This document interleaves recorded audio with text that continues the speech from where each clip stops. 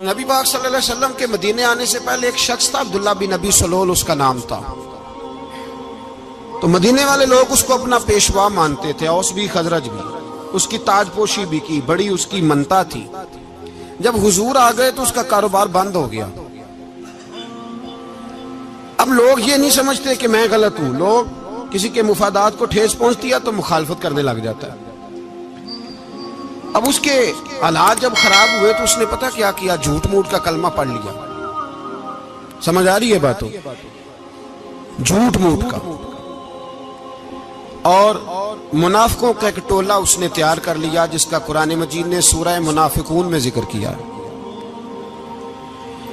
ایک جنگ کا موقع تھا، نبی پاک صلی اللہ علیہ وسلم تشریف لے گئے تو عبداللہ بن ابی سلول بھی چلا گیا۔ حضرت عمر فاروق رضی اللہ تعالیٰ عنہ کے ایک غلام تھے، وہ پانی لینے کنویں پہ گئے۔ ادھر سے انصار میں سے، چونکہ حضرت عمر کے غلام مہاجر تھے، انصار میں سے ایک شخص پانی لینے پہلے سے آیا ہوا تھا۔ پانی بھرنے میں کوئی اختلاف ہو گیا، جھگڑا ہو گیا، مار کٹائی تک نوبت آ گئی۔ حضرت عمر کے غلام نے کچھ چیز مار دی، اس شخص کو زخمی ہو گیا۔ اس نے پکارا، عبداللہ بن ابی سلول نے سمجھا کہ موقع اچھا ہے، دوڑا ہوا آیا اور آ کر اس نے کہا، انصار مدینہ بھاگ کے آؤ، جلدی آؤ، اور بڑے غلط جملے استعمال کیے۔ کہنے لگا، اگر ان لوگوں کو تم اپنا بچا کچا کھانے کو نہ دیتے مہاجروں کو تو آج یہ تمہارے سر پہ نہ بیٹھتے۔ معاذ اللہ، ایسی باتوں پہ کہا کرے، بولے یہ روزمرہ کی گفتگو میں عادت بنائیں، کوئی ایسی بات کرنی ہو تو معاذ اللہ استغفر اللہ کہہ کے کرنی چاہیے۔ اس نے کہا کہ معاذ اللہ، اب ان کو بچا کچا نہ دیں تو یہ ہمارے سر پہ نہ بیٹھتے۔ شور کیا اس نے۔ ہمارے ہاں بھی سیانے بندے پنچایت کے لوگ، وہ کہتے ہیں تو اس برادری کے بچے سے ہی مار کھا ہے، پتہ ہی نہیں چلا، جا اسے مار کے آ، سر پھاڑا، یہ کار پھوڑ دے اس کا سر، اور دیکھ میں دیکھ لوں گا بعد میں جو ہوگا۔ یہ عقل مند لوگوں کے مشورے نہیں، یہ جاہل لوگوں کے مشورے۔ ناراض نہ ہونا، پر یہ نبی پاک صلی اللہ علیہ وسلم نے فرمایا ہے، حضور کا فرمان ہے۔ یہ کن لوگوں کا کام ہے؟ بول کے بتائیں، بول کے۔ پڑھے لکھے سیانے بندے اس طرح کے مشورے یہ بالکل نہیں دیتے، جاہلوں کا کام۔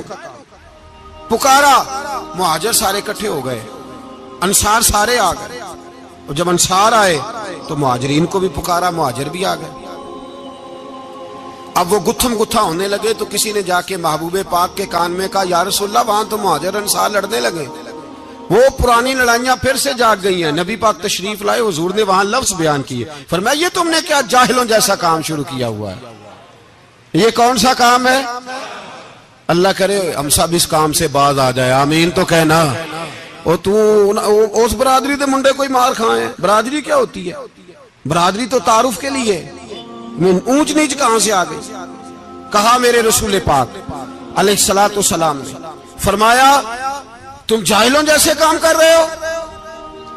صلح کرائی، بات رفع دفع کرائی، لوگ چلے گئے، معاملہ ٹھنڈا ہو گیا۔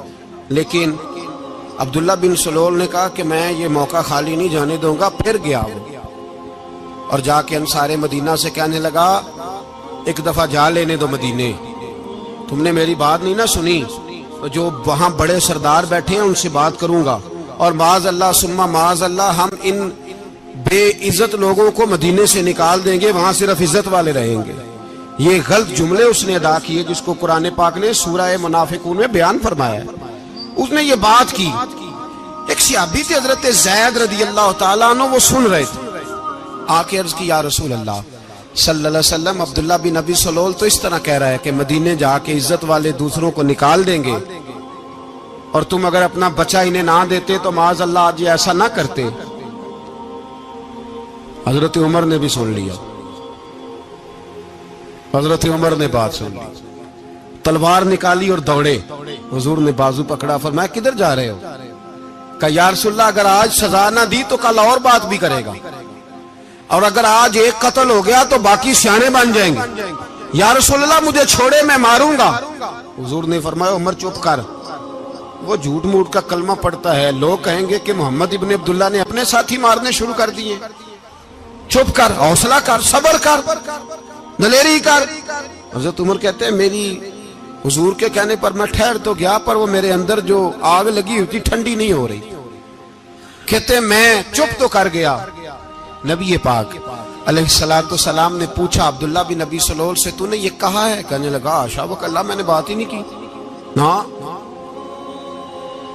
اب لوگ کہنے لگے کہ زید تو نوجوان ہے تو یہ بوڑھا آدمی ہے، چلو صحیح کہتا ہوگا۔ حضور بھی خاموش ہو گئے۔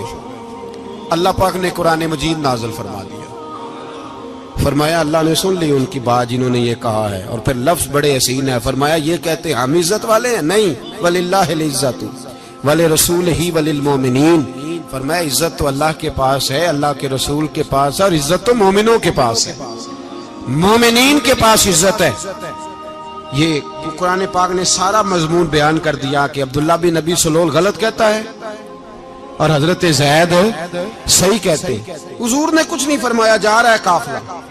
جب مدینے کی سرحد آ گئی نا، حدود مدینہ منورہ کی شروع ہوئی، تو عبداللہ کا اپنا بیٹا، اس کا نام بھی عبداللہ بن عبداللہ تھا، اپنا بیٹا اس کا بڑا مخلص جانثار غلام تھا میرے رسول پاک صلی اللہ علیہ وسلم کا، وہ تلوار لے کے مدینے کی حد پہ کھڑا ہو گیا اور کہنے لگا میرے باپ تو نے اتنی بے ایمانی کے لفظ کہے کہ میں ان کو نکال دوں گا؟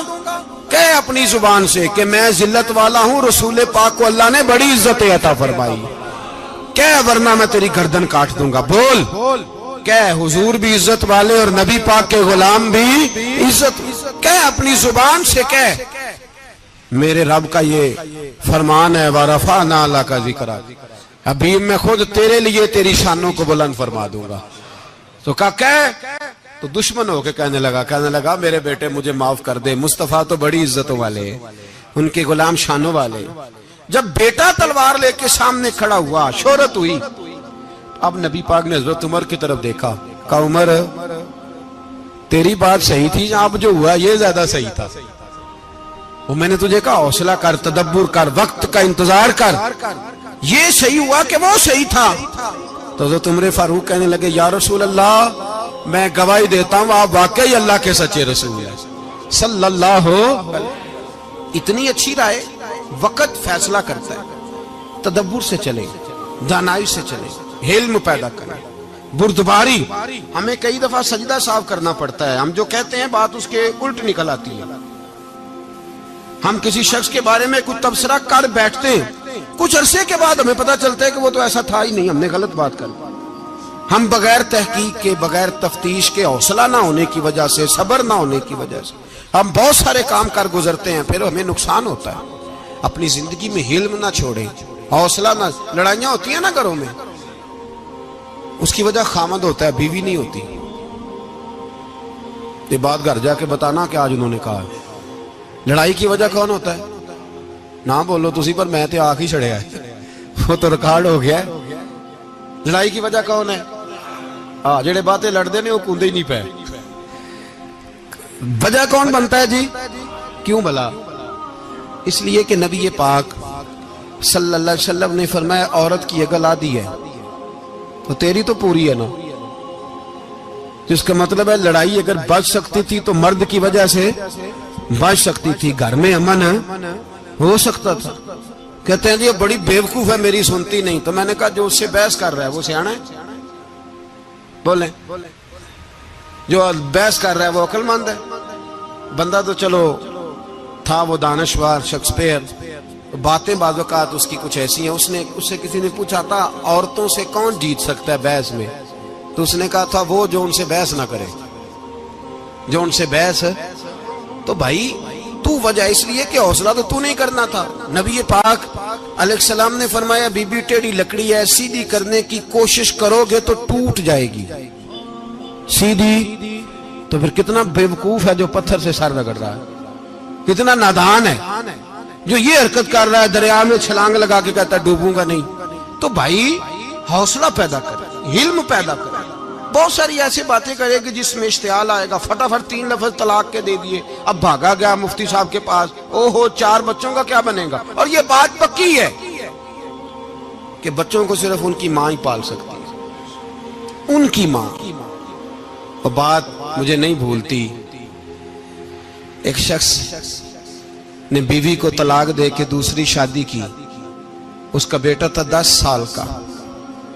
تو اس نے اپنے بیٹے سے کہا کہ بیٹے بتا پرانی اماں صحیح تھی یا یہ صحیح ہے؟ اس نے کہا نہیں ابا وہ تو جھوٹ بڑے بولتی تھی، یہ صحیح ہے. وہ جھوٹی تھی، وہ جھوٹ بڑے بولتی تھی میری سگی اماں، یہ سچ بولتی ہے. اس نے کہا وہ کیسے؟ کہنے لگا اس لیے کہ میں کوئی شرارت کرتا تھا تو میری سگی اماں مجھے تھپڑ مارتی تھی اور کہتی تھی تجھے روٹی نہیں دینی، جا دوڑ جا گھر سے. تو میں دوڑ جاتا تھا تو جھوٹ بولتی تھی نہیں دینی، پھر آدھے گھنٹے کے بعد مجھے ڈھونڈنے لگ جاتی تھی، ڈھونڈ کے لاتی تھی، پھر میری منت کرتی تھی، پھر مجھے کہتی تھی نہ مجھے ستایا کر، پھر میرا ماتھا چومتی تھی، پھر میری مرضی کا کھانا بنا کے دیتی تھی، پھر میرے منہ میں لقمے ڈالتی تھی. جھوٹی تھی، پہلے کہتی ہے نہیں دینی پھر پیچھے بھاگتی ہے. یہ سچی ہے، میں شرارت کرتا ہوں تو تھپڑ مار کے نکالتی ہے، پھر میں منتیں کرتا ہوں پر روٹی نہیں دیتی، پیر پکڑتا ہوں نہیں دیتی. سچ بولتی ہے، اپنی بات پہ ڈٹ جاتی. او بھائی بچے اس کی ماں ہی پال سکتی ہے، تو نے 3 جملے کہتے سوچا ہی نہیں، تیرا کا گیا تو یہ تو نئی بیوی ملے گی، اور اس کا بھی کیا گیا، اس کو بھی شاید شوہر مل جائے. ان پھولوں کی پرورش صرف ان کا مالی کر سکتا ہے، دوسرا کر سکتا؟ تو نے حوصلہ ہی نہیں کیا. ٹھیک ہے غلطی بی بی کی تھی پر تو مرد تھا نا، تیرے پاس تو دلیری تھی. فٹافٹ 3 طلاق کے جملے کہہ دیے. اور میرے رسول پاک علیہ السلام نے فرمایا جائز کام بڑے ہیں پر طلاق جائز تو ہے پر میرے رب کو پسند نہیں، اللہ کو پسند. تو نے مالی بگا دیا جس نے تیرے گھر کا باغ سینچنا تھا.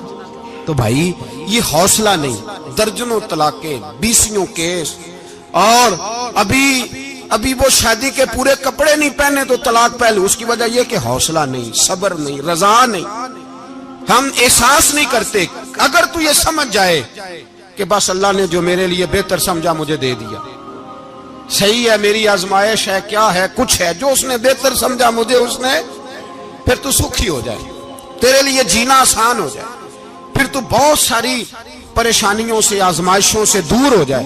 میرے نبی پاک علیہ السلام نے ہمیں حوصلہ کرنے کا حکم دیا، دلیری. 2-3 سال شاید پچھلے سال یا اس سے پچھلے سال حج کے موقع پہ نا ہمارے پاکستان میں تو بڑے بڑے انوکھے واقعات ہوتے ہیں. سننے سے کیا میں کہتا ہوں وہ عبرت کے لیے ہوتے ہیں. جعلی ویزے لگوا دیے حج کے کسی ایجنٹ نے، اللہ کے مہمانوں کو بھی لوگ لوٹ لیتے ہیں.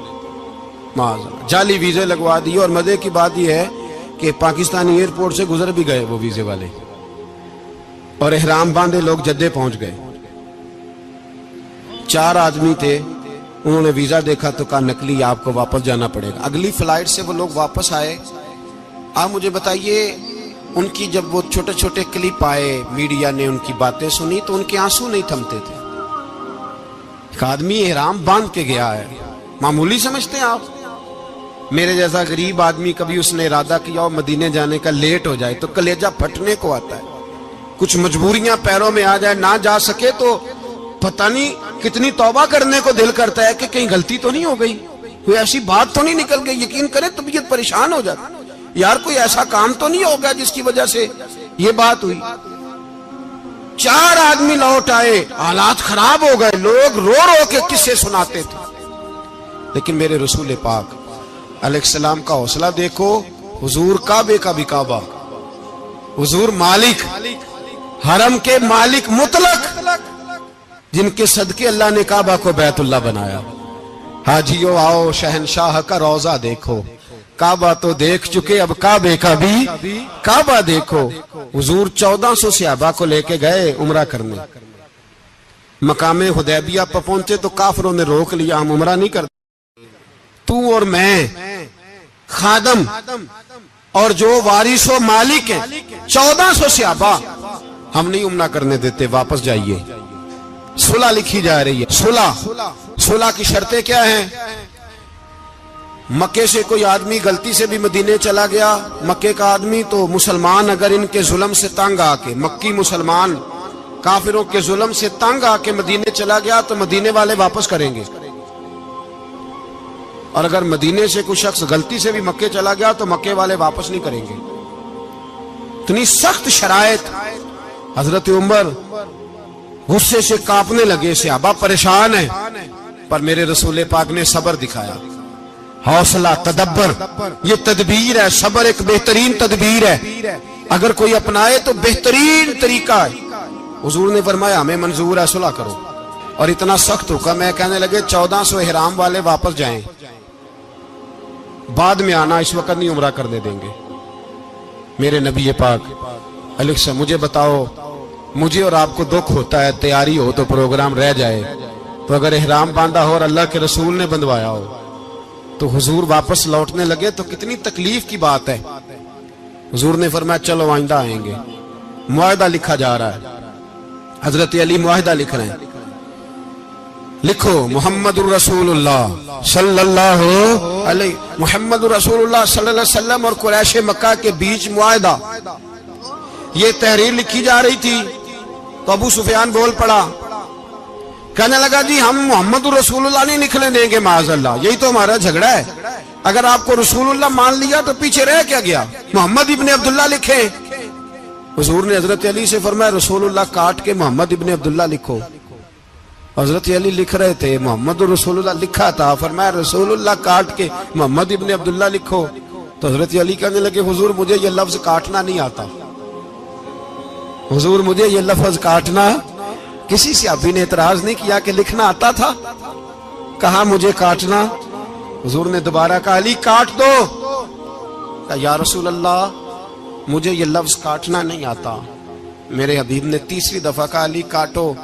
تو شیر خدا نے قلم چھوڑا, ہاتھ باندھے اور کھڑے ہو کہنے لگے محبوبہ مجھے تیرے قصیدے لکھنے آتے ہیں, کاٹنے کوئی نہیں آتے. میں مجبور ہوں, مجھ سے نہیں ہوتا, کوشش کرتا ہوں, نہ قلم اٹھتا ہے نہ ہاتھ چلتا ہے. میرے حبیب پاک نے قلم پکڑا اور لفظ رسول اللہ خود کاٹ کے محمد ابن عبداللہ کرایا. بھائی وقت گزر گیا, صلح ہو گئی. یہ تدبر, یہ حوصلہ, یہ تدبیر میرے نبی نے فرمائی. اب تو 1400 کو مکے نے نہ داخل ہونے دیا, لیکن 1 سال ہی گزرا, تھوڑا ہی وقت گزرا, میرے رسول پاک 10,000 کو لے کے مکے میں داخل ہو گئے. 10,000 اس نے فائدہ دیا. حکمت کیا تھی, تدبر کیا تھا. قریش روز لڑائی کرنے آ جاتے تھے, تبلیغ ہی نہیں کرنے دیتے تھے. ان سے صلح ہو گئی تو نبی پاک نے کیسر کو خط لکھا, کیسر روم کو, ہرکل کو. دور دراز تبلیغ پھیل گئی, مسلمان 100,000 سے زیادہ ہو گئے. ان کی طرف سے اب وہ لڑائی بند ہو گئی. میرے حبیب پاک علیہ السلام کے حوصلے نے کمال دکھایا, اس تدبیر نے فائدہ دیا امت مسلمہ کو. 10,000 کا لشکر لے کے حضور کعبے میں داخل ہوئے. کل جو ابو سفیان کہتے تھے نا محمد رسول اللہ لکھنے نہیں دوں گا, آج وہ خود کہہ رہے تھے اشہد ان لا الہ الا اللہ واشہد ان محمد رسول اللہ صلی اللہ علیہ. کل جو کہہ رہے تھے کہ میں یہ لفظ نہیں لکھنے دوں گا, آج ابو سفیان کی حویلی میں لاکھوں لوگ, ہزاروں لوگ بیٹھے تھے اور سارے کہہ رہے تھے محمد الرسول اللہ, محمد الرسول اللہ, محمد الرسول اللہ صلی اللہ علیہ وسلم. میرے محبوب کی تدبر نے, فقاہت نے, اور پھر کمال ہوا. 1400 کہاں اور 1,44,000 کہاں. 1400 کہاں اور 1,44,000. 1400 کو نہیں جانے دیا عمرہ کرنے. میرے رسول پاک 1,44,000 کو لے کے حج کرنے چلے گئے. حضور نے حج کیا, ہر طرف لبیک لبیک کی صدائیں بلند ہوئی. یہ میرے نبی پاک کا تدبر ہے, حوصلہ ہے. اگر وقتی طور پہ حوصلہ کر جاؤ گے, دلیری کر جاؤ گے, آنے والا وقت آسان ہو جائے. حوصلہ نہیں, صبر نہیں, سکون نہیں, 2-4 باتیں, یہاں تک کہ لوگ ابا جی کی بات برداشت نہیں کرتے, ایسے جملے کہہ دیتے ہیں جو دوبارہ پلٹ کے نہیں آتے. ماں کو لفظ نہیں بولتے, باپ کی روح تک چھلنی کر دیتے ہیں وہ جملے. لیکن لوگ اس وقت حوصلہ کرنے, اور ہم پنجابی لوگوں نے تو گنجائش ہی بڑی دے دی ہے. کہتے ہیں بچہ ہے جے, ایک ہی ہے, ایک میں حوصلہ کرے کی ہے ماشاءاللہ. تو اگر جوان ہو گیا تو کہتے ہیں گرم خون ہے, مکہ کم. اگر بوڑھا ہو گیا تو کہتے ہیں بوڑھوں میں حوصلہ نہیں ہوتا, نہ بچے میں نہ. تو کس میں حوصلہ ہوگا, بولے کسی میں بھی نہیں. چھٹی سب کو فتویٰ مل گیا نا, یہ بچہ ہے جی, ابھی یہ تو بچہ ہے, آپ تو سیانے بیانے ہیں, یہ بچہ ہے. کمال ہو گئی ہے بھائی. کیا مطلب ہے بچہ ہے؟ بچے کو سارا پتہ ہے, ہر چیز اسے آتی ہے, حوصلہ کرنا ہی نہیں آتا. اور پھر کہہ دیا وہ تو گرم خون ہے. وہ کیا بات کرتے ہو, گرم خون؟ ابے کے گلے پڑ گیا گرم خون, اس کو کھڑا کرو نا ایس پی کے سامنے اور اس کو مار تھپڑ اس کے منہ پہ, تیرے گرم خون کا پتہ چلے. غریب کے یہ گلے پڑ گیا, اس کو کھڑا کرو ایس ایچ او کے سامنے, پھر پتہ چلے گا خون کتنا گرم ہے. وہاں بالکل چپ ہے, بالکل خاموش ہے. اور گرم خون اس کا صرف اماں کے لیے, جلال صرف رہ گیا اگر غریب گھر کی بیٹی بیاہ کے لایا تو صرف اس کے لیے. کوئی ایسی بات نہیں. ہم بڑے سیانے, ہمارا غصہ بڑا سمجھدار ہے, ہمارا وہ گرم خون بڑا سیانا ہے. وہ جہاں دیکھتا ہے کہ معاملہ ہلکا ہے تو وہاں وہ گرم خون جلال میں, اور جہاں دیکھتا ہے کہ سامنے والا تگڑا ہے تو وہاں وہ گرم خون فوراً ٹھنڈا ہو جاتا ہے. حوصلہ پیدا کرے.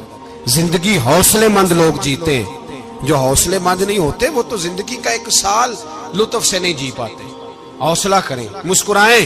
میرے نبی پاک صلی اللہ تعالی علیہ وسلم نے نا عثمان بن طلحہ, کعبے کی چابی ان کے پاس ہوتی تھی.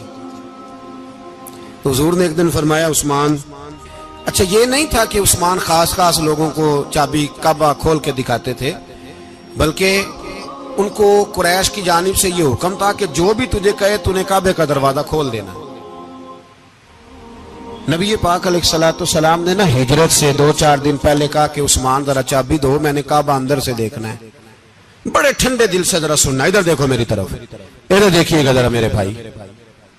میں نے ایک بندے سے کہا یار پانی کی بوتل دینا دکاندار سے. ایک ہے, اس نے کہہ دیا نہیں میرے پاس. اس بات کا کوئی غصہ بولیے, اور اگر وہ کہے سارے زمانے کو ملے گی آپ کو نہیں دینی, پھر بولے میرا خیال ہے چپ کر کے ہنس کے آ جائیں گے, سوال ہی نہیں پیدا ہوتا. ہم کہیں گے مجھے نہیں نہ دینی, تو نے تو دکان اٹھا یہاں سے, بند کاری سے. کیا مطلب ہے سب کو دینی ہے تجھے نہیں دینی؟ کیا معنی ہے اس کا؟ لے کے جاؤں گا, جھگڑا ہوگا, بحث کریں گے. عثمان بن طلحہ سے حضور نے فرمایا دروازہ کھولو, کعبہ دیکھنا ہے. عثمان کہنے لگا میں ساری دنیا کو دکھاؤں گا, آپ کو نہیں دکھاؤں گا. کتنی سخت بات ہے, پر قربان جائیں رسول اللہ کے حوصلے پہ صلی اللہ علیہ. عثمان کہتے ہیں میں نے یہ بات کی تو نبی پاک مسکرانے لگے, اور میں اچھا نہیں دینی, تو حضور نے نا مسکرا کے اور میری کمر پہ تھپکی دی, فرمایا اچھا یاد رکھنا یہ چابی میں تجھ سے لے لوں گا, اور جس کو میرا دل کرے گا میں اس کو دوں گا. عثمان کہتے ہیں روز رات کو نبی پاک کے یہ جملے میرے کانوں میں گونجتے تھے کہ حضور نے فرمایا. کہتے ہیں جس دن پتا چلا نا نبی پاک 10,000 کا لشکر لے کے آ رہے ہیں, تو ابو سفیان میٹنگیں کر رہے تھے, مکے کے سارے سردار تیاری کر رہے تھے, اور میرے کانوں میں ایک ہی لفظ تھا کہ حضور نے فرمایا میں چابی لے لوں گا, پھر جس کو میں چاہوں گا اسے دوں گا. عثمان کہتے ہیں حد ہو گئی, وقت گزر گیا, حضور آ گئے, طواف فرمایا, اور طواف کے بعد میرے نبی پاک علیہ السلام نے فرمایا بلاؤ نا ذرا عثمان کو. عثمان کہتے ہیں میں چابی لے کے آیا تو دوسرا جملہ کوئی نہیں. ساڑھے نا کوئی بندہ مشورہ دے وے دی نہ منیے, تے جے کام مونجو ہو جے نا, جن جو نے مشورہ دیتا سی تے وہ نال ہی غوث پاک بن جاندا ہے. تینوں آکھیا سی نا, فوراً ہی داتا علی اجمیری ہو جاندا ہے. وہ کہندا تینوں پتہ نہیں میں کڈا ولی اللہ, تینوں میں آکھیا سی میں انج نہ کر, اور بندہ پریشان ہوتا ہے, کام الٹ ہو گیا, اور لاگوں آکھی جاندا ویکھو جی میں تے تانوں پہلوں ہی آکھیا سی جی. عجیب بات ہے, شیخ چلی کی طرح پیچھے پڑ جائے گا, میں نے تو پہلے ہی کہا تھا. او بس کر یار, اب تو خواجہ معین الدین اجمیری ہو گیا, بس کرو. مشورہ ہی ہوتا ہے, کسی کا مل جاتا ہے اور کسی کا نہیں لیا جاتا. فوری طور پہ بندہ اٹھ کے نہ تو ولایت کی 4تھی سیڑھی پہ چڑھ جائے گا, کہے گا میں تو ابدال وقت ہوں, میں کتب دورہ ہوں, میں نے تجھے کہا نہیں تھا. بس کر یار, کئی دفعہ مشورے صحیح ہوتے ہیں, کئی دفعہ صحیح. بولیے. نبی پاک صلی اللہ علیہ وسلم کی احد کے دن خواہش یہ تھی کہ اندر رہ کے لڑنا ہے. جوان صحابہ نے کہا باہر جا کے لڑائی کرنی ہے. حضور نے باہر جا کے جنگ کی, بظاہر مسلمانوں کو شکست ہوئی. حضور نے ایک دفعہ نہیں کہا کہ میں نے تمہیں کہا نہیں تھا اندر رہنا ہے, بس ہو گیا جو ہو گیا. اب اس میں فٹافٹ اگلے کو حوصلہ دو، کوئی عرض نہیں یار. نبی پاک سب بولیے صلی اللہ علیہ وسلم، میرے حبیب پاک علیہ الصلوۃ والسلام نے نا کہا عثمان کو بلاؤ. عثمان آئے تو عثمان کہتے میں نے چابی دی تو میں تیار تھا، میں تیار تھا کہ اب میری بات ہوگی اور رسوائی ہوگی. لیکن کہتے ہیں قربان جائیں مصطفیٰ نے تو یہ جملہ بھی نہیں کہا کہ میں نے تجھے کہا نہیں تھا، یہ بھی نہیں کہا. حضور نے چابی لی، کعبے کے بت صاف کیے، نماز پڑھی، واپس آئے. فرمایا عثمان میرا وعدہ تھا تیرے ساتھ کہ جس کو میں چاہوں گا چابی دوں گا، یہ لو چابی میں تجھے ہی دینا چاہتا ہوں، لے لو رکھ لو. عثمان کہتے ہیں وہ چابی نہیں میرے طرف آ رہی تھی، میری طرف ایمان آ رہا تھا. وہ چابی نہیں آ رہی، ایمان آ رہا تھا میری جانب. کہتے ہیں میرے ہاتھوں میں چابی آئی اور میری زبان پہ کلمہ توحید جاری ہو گیا. بھائی تدبر، حوصلہ، صبر، رضا. ہمیں تو ٹائم بھی نہیں گزارنا آتا. گھر کا ماحول، گھر کے اندر رہ کے لوگ دکھی ہیں، اس لیے کہ ہماری طبیعتوں میں حوصلہ نہیں، ایک منٹ کے لیے نہیں، ایک سیکنڈ کے لیے بھی ہم یہ برداشت نہیں کرتے کہ چلو تھوڑا انتظار کریں، وقت کو دیکھیں، موقع کو دیکھیں. میرے نبی پاک علیہ الصلوۃ والسلام پہ اتنی مصیبتیں آئیں کہ پہاڑ پہ آتی تو وہ ریزہ ریزہ ہو جاتے، لیکن کسی مقام پر بھی حضور علیہ الصلوۃ والسلام شکوہ کرتے نظر نہیں آتے. ہم غریبی کا رونا روتے ہیں، ہر چوتھا آدمی کہتا ہے بڑا غریب ہوں، لیکن میرے نبی پاک علیہ الصلوۃ والسلام نے چوتھے دن کھجور کھائی، سرکہ کھایا ہے اور موٹے بان کی چارپائی پہ آرام کیا. حضرت عمر نے کہا حضور کتنی تکلیف ہے؟ فرمایا عمر کوئی تکلیف نہیں، تھوڑا سا تو وقت ہے، جنت میں جائیں گے، ساری نعمتیں اللہ نے ہمارے لیے تیار کی ہوئی. راضی بالرضا، راضی بالرضا، کوئی کسی قسم کا مسئلہ نہیں. ہمیں آزمائشیں آتی ہیں، تکلیفیں آتی ہیں، بیماریاں آتی ہیں، لوگ چھوٹی چھوٹی بات پر پریشان ہو جاتے ہیں، ذرا ذرا سی بات پر شکوہ کرتے ہیں. میرے رسول پاک علیہ السلام نے فرمایا جب میرا رب کسی کو بیمار کرتا ہے تو 2 فرشتوں کو بھیجتا ہے، جاؤ میرے بندے کی تیمارداری کر کے آؤ. اللہ اکبر، خود رب بھیجتا ہے، جاؤ میرے بندے کی. تو مجھے بتائیے جب اللہ بھیجے تو پھر تندرست خوش نصیب ہوا کہ بیمار؟ جی تندرست پھر خوش نصیب کون ہوا؟ میرے نبی پاک صلی اللہ علیہ وسلم نے فرمایا رب 2 فرشتے بھیجتا ہے، فرماتا ہے پتہ کر کے آؤ میرے بندے کا اس کا کیا حال ہے، حالانکہ اللہ سارے جانتا ہے. فرشتے آتے ہیں، واپس جاتے ہیں، رب کریم پوچھتے ہیں بتاؤ میرا بندہ کیا کہتا تھا؟ اللہ تجھے سارا ہی پتہ ہے، پر ہم سے پوچھتے تو بتا دیتے ہیں. وہ یہ کہتا تھا کہ میں اپنی رب کی رضا پہ بڑا ہی راضی ہوں. وہ تیری حمد کر رہا تھا، تیری تعریف کر رہا تھا، تیرا شکر کر رہا تھا، تیرے لیے کلمات حمد بیان کر رہا تھا. تو میرے نبی پاک علیہ السلام فرماتے ہیں، اللہ فرشتوں سے فرماتا ہے سنو پھر اگر میں اپنے بندے کو اس بیماری میں شفا دوں گا تو اس تندرستی سے زیادہ اچھی تندرستی دوں گا جو پہلے اسے عطا کی ہوئی تھی، پہلے سے اچھی صحت دوں گا. اور اگر اسے اس بیماری میں موت دوں گا تو پھر مرتے ہی اس کے لیے میں جنت کا فیصلہ فرما دوں گا. بھائی جب تو راضی بالرضا رہتا ہے، راضی بالرضا، بڑی سادی سی بات ہے بھائی. آپ گھر گئے روٹی مانگی تو اگر کسی نے کہا نا کہ اتنی تھکاوٹ ہے ٹائم پہ آیا کریں اس وقت، تو روٹی تو وہ بھی مل گئی اور اس میں لذت، وہ سکون نہیں، وہ سکون نہیں. میری اماں جی سالن پکا کے رکھ لیتی تھی تو روٹی جب بھی کوئی مانگتا تھا تو تازی بنا کے دیتی تھی، ان کی طبیعت تھی. تو میں اکثر ان سے کہتا کہ اماں جی پکا کے رکھ دیا کرو. تو کہتے تمہیں خوشی نہیں ہوتی جب تمہاری اماں تازی پکا کے دیتی ہے؟ خوشی ہوتی ہے، طبیعت میں خوشی ہوتی ہے. ان کا مزاج تھا، ذوق تھا، تو ہم سمجھتے تھے یار یہ بڑی سعادت کی بات. تو آپ گھر گئے رات کو تو گھر والوں سے کہا روٹی، تو فوراً اٹھے فوراً، اور انہوں نے کھانا تازہ بنایا اور ساتھ یہ بھی کہا باہر سے نہ کھایا کرے بندہ بیمار ہو جاتا ہے. کتنی ٹھنڈک پہنچتی ہے آدمی کے دل کو، سکون ملتا. تو بھائی بیماری تو آپ نے کاٹ لی، لیکن ساتھ کہو ہو بڑا بیمار ہوں، میں نے تو اتنے گناہ بھی نہیں کیے، ظلم بھی نہیں کیا، کسی کو کچھ بھی. اب بیماری تب بھی کٹ گئی، پر بڑی آزمائش، مریض ڈاکٹر کے گلے پڑ رہا ہے، اس کے لواحقین جھگڑے کر رہے ہیں، بیماری وہ بھی کٹ گئی. اور ایک بیمار وہ ہے جو چارپائی پہ لیٹا ہے اور کہتا ہے جس طرح میرا اللہ راضی اسی طرح میں بھی راضی. تو بیماری اس کی بھی کٹ گئی. حضرت یونس علی نبینا علیہ الصلوۃ والسلام نے ایک دن حضرت جبریل امین ملنے آئے تو جناب یونس علیہ السلام کہنے لگے اے جبریل اللہ کے نیک بندوں میں جو اللہ کو اس وقت سب سے زیادہ پسند ہے نبیوں کے بعد، توجہ کرنا بات پر، جو سب سے زیادہ اللہ کو پسند ہے نبیوں کے بعد ولیوں میں، اور سب سے زیادہ اللہ جس کو اللہ کی بارگاہ میں عبادت گزار لکھا جاتا ہے، میری اس بندے سے ملاقات کرا۔ تو حضرت جبریل نے جناب یونس علیہ السلام کو ساتھ لیا تو ایک شخص کے پاس پہنچے جو آنکھوں سے اندھا تھا، دونوں ہاتھ اس کے سلامت نہیں تھے اور پورے جسم میں پیپ جاری تھی، ریشہ تھا۔ جب جا کے السلام علیکم کہا نا حضرت یونس نے، اس نے وعلیکم السلام کے بعد پہلا لفظ پتہ کیا کہا؟ اس نے کہا یا اللہ تیرا شکر ہے، یا اللہ تیرا، آپ بھی ادا کریں اللہ کا شکر، یا اللہ تیرا، اللہ تیرا شکر ہے۔ تو حضرت یونس علیہ السلام کہنے لگے تو شروع سے اس طرح کا ہے، نابینا بھی اور ہاتھوں سے معذور بھی اور سارا جسم شروع سے؟ تو بڑے ہی خوبصورت لفظ اس بیمار نے کہے، کہنے لگے نہیں حضور میں بالکل ٹھیک ٹھاک تھا، جب تک میرے رب نے چاہا کہ یہ دنیا کو دیکھے تو تب تک اس نے مجھے آنکھیں دیں، اور جب اس نے چاہا کہ اب اس کا دیکھنا بہتر نہیں تو اس نے واپس لے لی۔ تو یا اللہ تیرا شکر ہے، اللہ تیرا شکر ہے۔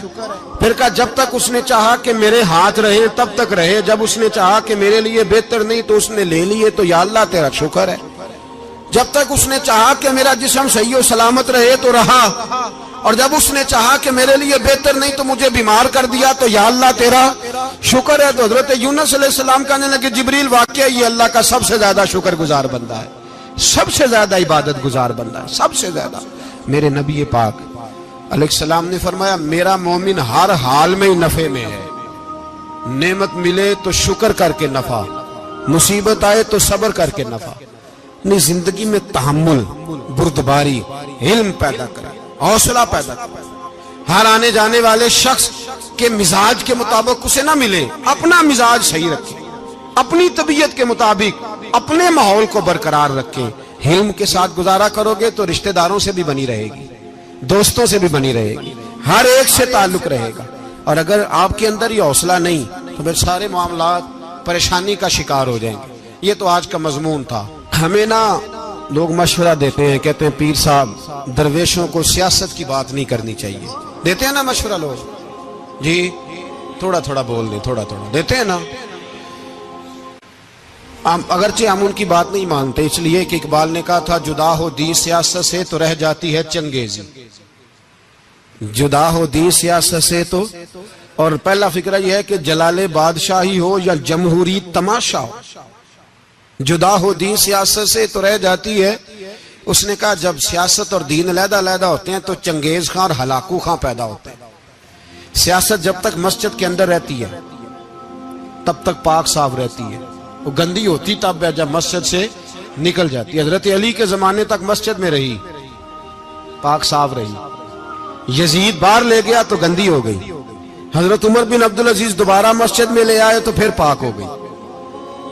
لیکن پھر بھی ایک ساتھی نے مجھے کہا تو اس کی بات میں، سب کی باتیں نہیں مانتا، اس کی بات میری سمجھ میں آئی۔ وہ کہنے لگا جی اصل بات یہ ہے کہ سیاسی تبصرے تجزیے ہم اخباروں میں ٹی وی پہ جا کے بیٹھے، جا کے بڑی مہربانی میری طرف دیکھیں، وہ ہم سنتے رہتے ہیں تو ہمارا دل کرتا ہے مسجد میں صرف ہم رسول اللہ کا پیار ہی سنیں۔ تو میں نے کہا یار تیری بات دل کو لگتی ہے، یہ بات صحیح ہے، چلو یہ نیت اچھی ہے، یہ تیرا نظریہ ٹھیک ہے، مان گئے ہم۔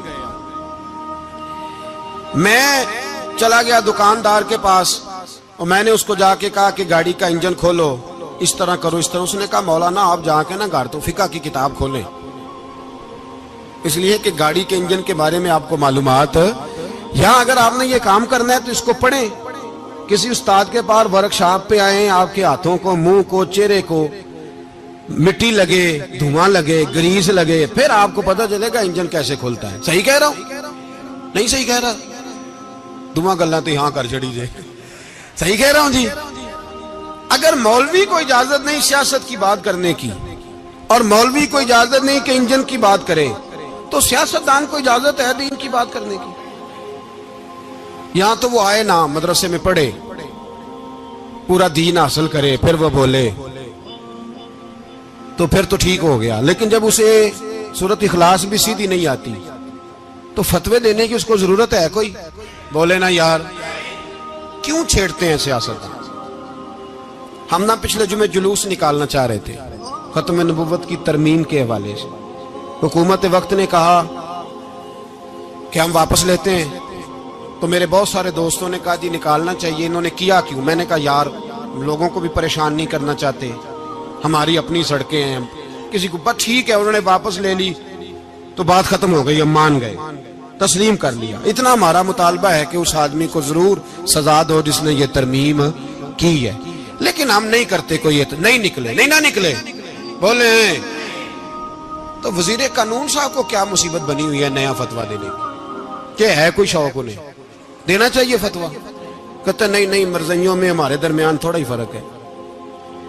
مجھے یوں لگتا ہے کہ یہ جان بوجھ کر کوئی نہ کوئی ایسی شرارت کرتے ہیں جس سے لوگ اشتعال میں رہے، جان بوجھ۔ حلم، حوصلہ، صبر ذات کے بارے میں تو ہے، لیکن اگر کوئی رسول پاک کی بے ادبی کرے تو پھر حوصلے کی بات ہے ہی نہیں، پھر تو جہاد کی بات ہے۔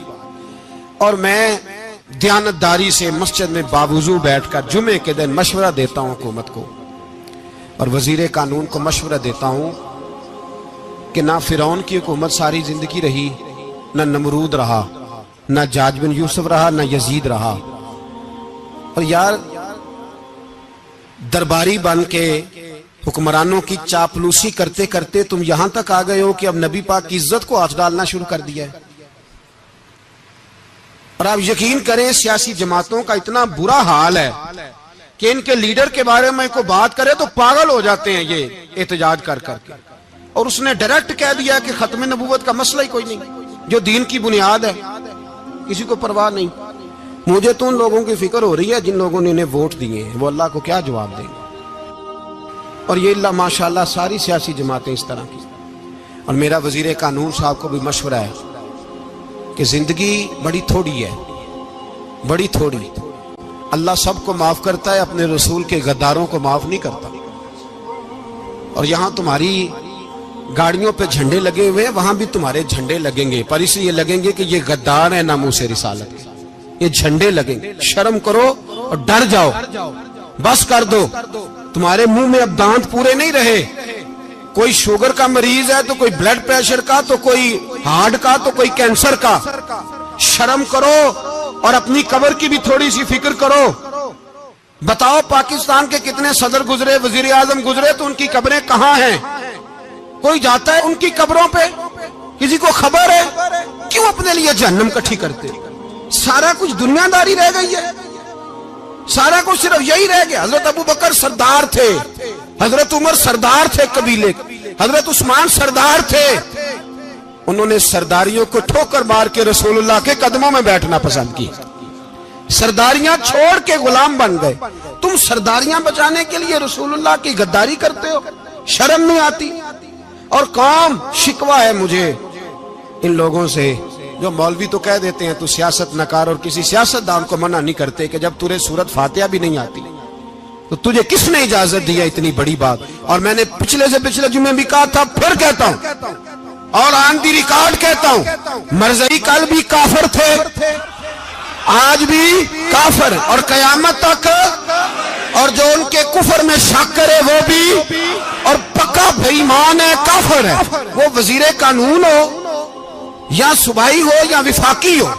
من شک فی کفر ہی فقط کفر، جو مرزائی کے کفر میں شک کرے وہ بھی کافر ہے۔ ہمارے رسول آخری رسول ہے، ہم کسی کو یہ اجازت نہیں دیں گے کہ وہ ختم نبوت میں رکھڑا ڈالنے کی کوشش کرے، ہم کسی کو یہ اجازت ہے۔ اور تم نے قوم کو لوٹا، لوٹتے رہو، اب ایمان پہ ڈاکے تو نہ ڈالو۔ تمہیں دولت لوٹ کے پیٹ نہیں بھرا، اب ایمان لوٹنا شروع کر لیا ہے۔ تمہارا فیکٹریاں لوٹ کر، قومی خزانہ لوٹ کر پیٹ نہیں بھرا، بھائی مانو اب دین بیچ کر اپنی حکومتیں پکی کرو گے۔ اور وہ لوگ بھی تیار ہو جائیں جو ان بھائی مانوں کو منتخب کرتے ہیں، ان سے بھی سوال کرے گا ختم نبوت کا موضوع قیامت کے دن کہ تم بتاؤ، ان کو سپورٹ کرتے تھے جو رسول اللہ صلی اللہ علیہ وسلم کے بعد بھی کسی نبی کو نبی ماننا درست جانتے تھے؟ شرم آنی چاہیے، خیال ہونا چاہیے۔ اور میں نے کہا کہ ہمارا دل نہیں چاہتا آپ یقین کریں. ہمیں شوق ہے جلوس نکالنے کا، تمہارے خلاف باتیں کرنے کا. تم نے روز تھرمامیٹر نکالا ہوتا ہے، چیک کرتے ہو کہ ایمان کتنا ہے کتنا نہیں ہے. یہ پاکستان اگر صوبہ سندھ ہے تو حضرت عبداللہ شاہ غازی کا ہے، اگر بلوچستان ہے تو حضرت بابا عبد الرحمان کا ہے، اور اگر پشاور ہے تو وہ صوفیاء کا ہے، اور اگر یہ دھرتی پنجاب ہے تو یہ داتا علی اجویری کی ہے، یہ بابا فرید الدین کی ہے. اس میں کسی غدار کو قبضہ کرنے کی اجازت بالکل نہیں ملے گی. اور ہم وہ لوگ بھی نہیں جو چپ کر کے اندر سوتے رہیں، قوم جو کرتی ہے کرتی رہے، ہمیں پرواہ نہیں. نا، ایسی کوئی بات نہیں. کوئی بندہ نہ سمجھے کہ انہیں ہوش نہیں، انہیں پتہ نہیں، ہمیں سارا کچھ ہی آتا ہے. پھر اگر کل کو کوئی ممتاز قادری پیدا ہو گیا تو شکوہ نہ کرنا، کل کو کوئی پھر سے عامر چیمہ نکل آیا تو شکایت نہ کرنا، یاد رکھنا.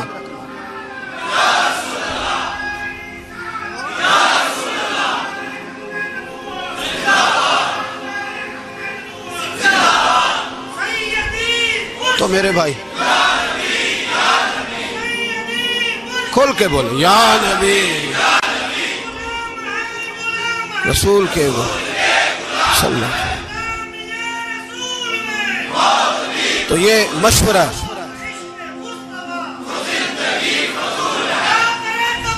جزاک اللہ. تو یہ تمہیں مشورہ ہے.